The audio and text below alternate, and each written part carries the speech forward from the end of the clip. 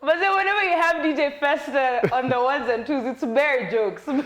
Besides the mixes that are extremely lit, but I miss Jim say, "Aliangusho come toto." Like,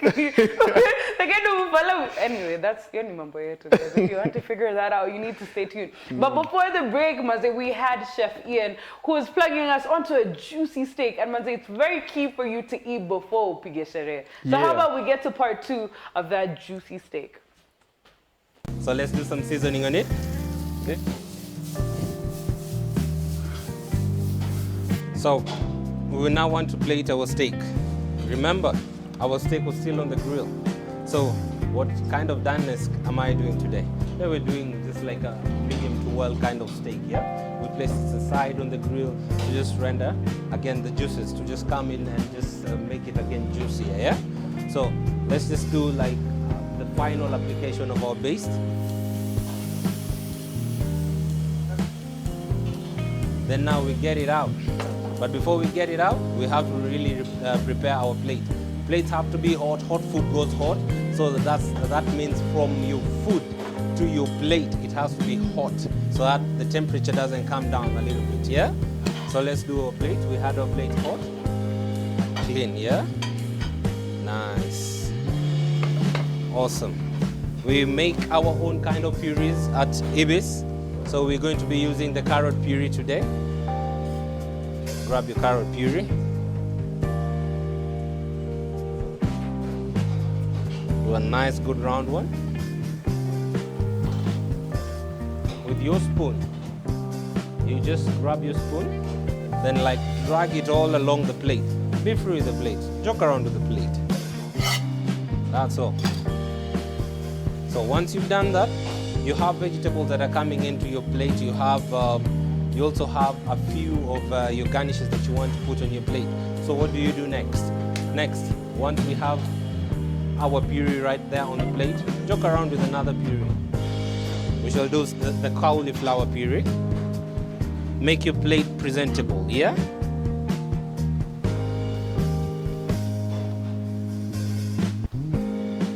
Awesome.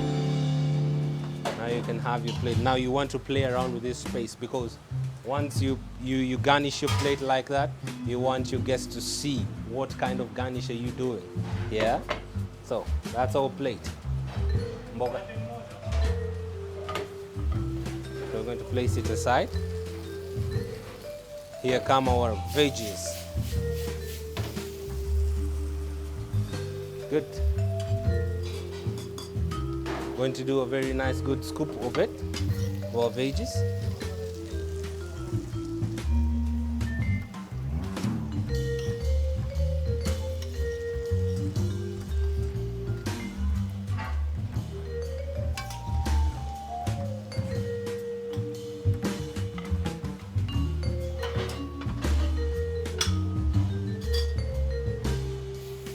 Bit of that.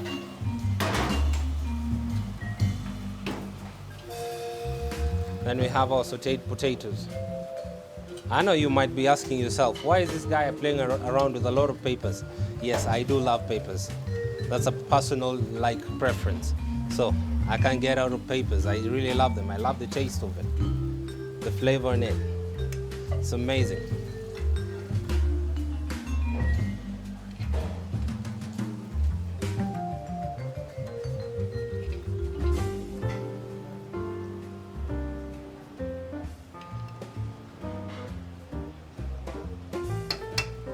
Awesome.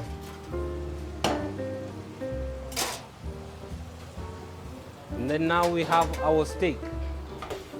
In the kitchen, you have to have your color codes right because you don't want something called cross-contamination of your food. So you have to color code your chopping boards. You ask yourself, what should I use for red meat, raw? We have raw and prepared. This was red meat. When we started, we were using the red chopping board. Right now we have our meat done. We want to use the brown chopping board, which represents cooked meat, yeah? That is cooked red meat. So always use the cooked, for the cooked red meat, you use brown chopping board. For the uncooked, that is raw meat, use the red, yeah? For green, for the green chopping board, you use it for only vegetables. And sometimes in some organizations, they also use it for fruits, but fruits and pastries is white, yeah? White chopping board. For fish and seafood, you have a blue chopping board, or in some organizations, they use beige, yeah? So it depends with what you're using, but just remember, worldwide, green is for veggies, and also some places they use it for fruits. Red is for red raw meat, and brown is for cooked red meat. We also have the yellow chopping board, which we use for white meat. That is pork, we have chicken, yeah? So white chopping board for uncooked white meat. Let's go, let's dig into our steak.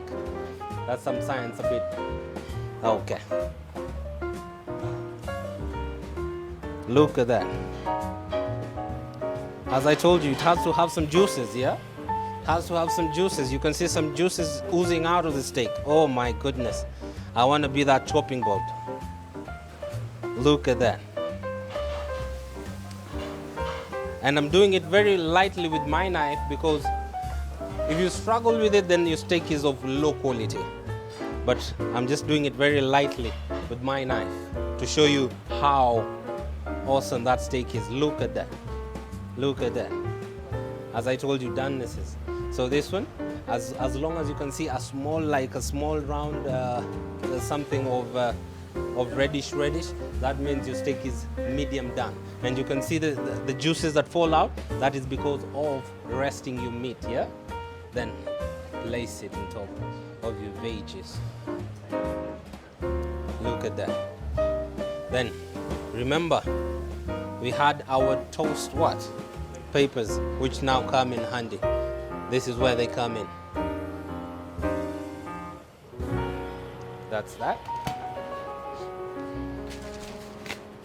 Wapo. A little bit. Awesome. You can do no close-ups for this. Yeah. Now I want to now garnish it finally. Now I want to garnish my steak.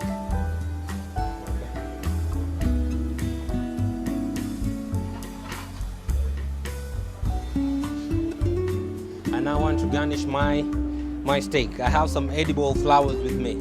It's a fancy kind of restaurant, so give the fancy in it, yeah? So you have some edible flowers in it, yeah? By the way, if you've not tasted steak at Kilele Nyama, I don't know which restaurant you're feeding at. Maybe, I don't know. I wouldn't say it, no camera, but you're missing out. So I have my edible flowers right there.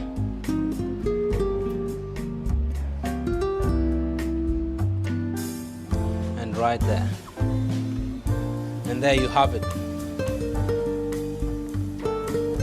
Medium steak, and off it goes to the client. Just like that.